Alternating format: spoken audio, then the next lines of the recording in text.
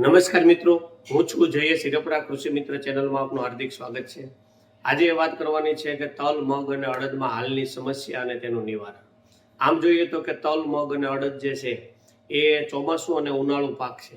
પણ જે આ 29, 30, 31 તારીખની જે આપણે આ માવઠાની આગાહી છે, એટલે પરિસ્થિતિ એવી છે કે દિવસે તાપ પડે છે, રાત્રે ઠંડી પડે છે. એને હિસાબે જે વૃદ્ધિ વિકાસ જોઈએ એવો થતો નથી. બીજું કે મગમાં જોઈએ તો કે થ્રિપ્સનો હેવી એટેક છે, કે મગ અને અડદ છે કે બેયને આમ થ્રિપ્સે પકડી લીધા છે, કે જેમાં વૃદ્ધિ વિકાસ થવો જોઈએ એ થતો નથી, પાન બદલતું નથી. નવી ફૂટ નીકળે તો એ પાન સીધું થ્રિપ્સથી ઘેરાઈ જાય છે. આના માટે આપણે ઘણા બધા ઈલાજ પણ કરતા હોઈએ છીએ, કે એમાં આપણે ફિપ્રોનિલ 80% છે, કે ઇમિડા 40% અને ફિપ્રોનિલ 40% વાળું કોમ્બિનેશન પણ વાપરતા હોઈએ છીએ. ખાલી ફિપ્રોનિલ 5% એસી આવે છે, એનો પણ આપણે ઉપયોગ કરતા હોઈએ છીએ. બીજું કે એબામેક્ટિન 1.9% એસી આવે છે, કે જે એબામસ આવે છે એનો પણ આપણે 25 ml રાખી અને ઉપયોગ કરતા હોઈએ છીએ. પણ આમાં લાંબા ગાળાનું નિયંત્રણ મળતું નથી. તો આવી થ્રિપ્સની જે દવા વાપરવાની હોય તો એની સાથે કોઈ પણ સારી કંપનીનું સિલિકોન બેઝ સ્ટીકર છે એ પંપે 5 ml રાખી અને વાપરીએ તો એનો થોડોક આપણને પરિણામ મળે છે. ત્યાર પછી જોઈએ તો કે અત્યારે ઈયળનો પણ પ્રોબ્લેમ હોય છે, કે ફાલ ફૂલ ચાલુ થઈ જાય તો શીંગો બંધાવા માંડે. ત્યારે ઈયળ હોય તો ઈયળ માટે આપણે ઇમામેક્ટિન બેન્ઝોઇડ 5% છે, પંપે 10 ગ્રામ રાખી એનો ઉપયોગ કરી શકાય. ઇમામેક્ટિન બેન્ઝોઇડ 1.9% એસી, એટલે કે લીડર છે એ પંપે 25 ml રાખી અને એનો ઉપયોગ કરી શકાય. ત્યાર પછીના બીજા નવા મોલેક્યુલ પણ ઘણા બધા છે, કે જેમાં લેમ્બડા પ્લસ ક્લોરાનેન્ટ્રીપ્રોલ આવે છે. ત્યાર પછી ખાલી ક્લોરાનેન્ટ્રીપ્રોલ 18.5% એસસી આવે છે, એનો પણ આપણે 6 થી 7 મિલી રાખી એનો ઉપયોગ કરી શકીએ. ત્યાર પછી નોવાલ્યુરોન છે, એનો પણ આપણે ઉપયોગ કરી શકીએ. એટલે ઈયળ માટે ઘણા બધા મોલેક્યુલ માર્કેટમાં સ્પિનોસ્ટેરમ છે, સ્પિનોસેટ છે, કે આ બધાનો આપણે ઉપયોગ કરી શકીએ.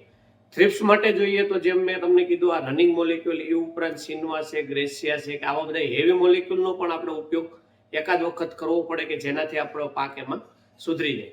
બીજું, જો વારંવાર એવા હેવી મોલેક્યુલનો ઉપયોગ કરવામાં આવે તો પાછળથી એમાં ભાવ પણ મળતા નથી, તો ઉત્પાદન કોસ્ટ વધી જાય છે અને પછી એમાં પ્રોડક્શન ઓછું મળે છે. હવે બીજો પાક જોઈએ તો કે તલ જે છે, કે તલમાં અત્યારે સફેદ માખી છે, મોલો મચ્છી છે, એનો ઉપદ્રવ વધારે છે. એમાંય પણ વધારે પડતું સફેદ માખીનો ઉપદ્રવ, કે જેમાં આપણે એસિટામિપ્રાઇડ છે એનો ઉપયોગ કરીએ તેમાં આપણને પરિણામ મળતું નથી. તો ઊંચા મોલેક્યુલમાં વાત કરીએ તો કે ડાયફેન્થ્યુરોન જે છે એનો પણ આપણે 50% WP આવે છે, અથવા 47% એસી ફોર્મમાં જે આવે છે ડાયફેન્થ્યુરોનનો ઉપયોગ કરી શકાય.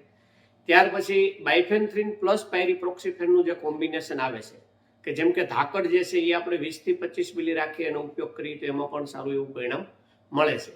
બીજું ફ્લોનિકામાઇડ આવે છે, એનો પણ આપણે વ્હાઇટ ફ્લાયમાં 8 થી 10 ગ્રામ પ્રમાણે ઉપયોગ કરી શકીએ. ઘણી વખત એવું પણ થાય છે કે લીલા ચૂસિયામાં હાલતી દવા એવું નથી કે સફેદ માખીમાં ચાલતી હોય. જેમાં ડાયનોટ્યુફ્યુરાન છે એ ઘણી જગ્યાએ ખેડૂતો વાપરે છે અને પછી પરિણામ મળતું નથી. પણ એ ડાયનોટ્યુફ્યુરાન જે છે, કે ક્લોથાયનિડિન છે, એ લીલા ચૂસિયામાં વધારે કામ કરે છે, સફેદ માખીમાં કામ કરતું નથી. ફ્લોનિકામાઇડ છે એ સફેદ માખીમાં કામ કરે છે, બાયફેન્થ્રીન છે એ સફેદ માખીમાં, પાયરીપ્રોક્સિફેન છે એ સફેદ માખીમાં કામ કરે. તો આવી રીતે સફેદ માખીને લગતું જે મોલેક્યુલ છે એનો ઉપયોગ કરવામાં આવે તો આપણને તલની અંદર લાંબા ગાળાનું પરિણામ મળે.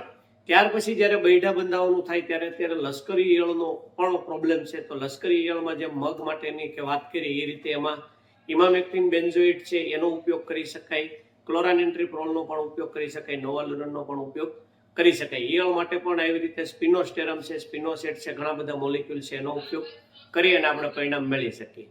બીજું, જ્યારે જંતુનાશક દવા છાંટીએ છીએ ત્યારે વર્ધકમાં કોઈ પણ એમિનો એસિડ બેઝ કે હ્યુમિક એસિડ કે જે સોડિયમ પેરાનાઇટ્રોફિનોલેટ છે કે જિબ્રેલિક એસિડ છે એવું એક સાથે વર્ધક નાખી એનો ઉપયોગ કરીએ તો આપણે વૃદ્ધિ વિકાસમાં પણ સારું એવું પરિણામ મળે છે.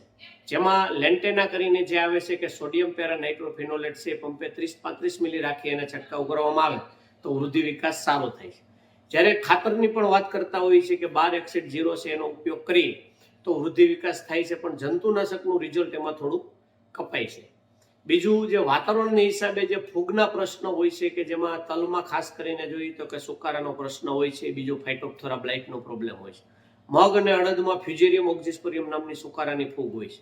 તો એના માટે આપણે હંમેશા ભલામણ કરતા હોય કે મેન્કોજેબ પ્લસ મેટાલેક્ઝિલ છે એ પંપે 35 ગ્રામ રાખી અને છંટકાવ કરવામાં આવે તો એ સુકારામાં અને આ બ્લાઇટમાં બેયમાં સારું એવું પરિણામ મળે છે.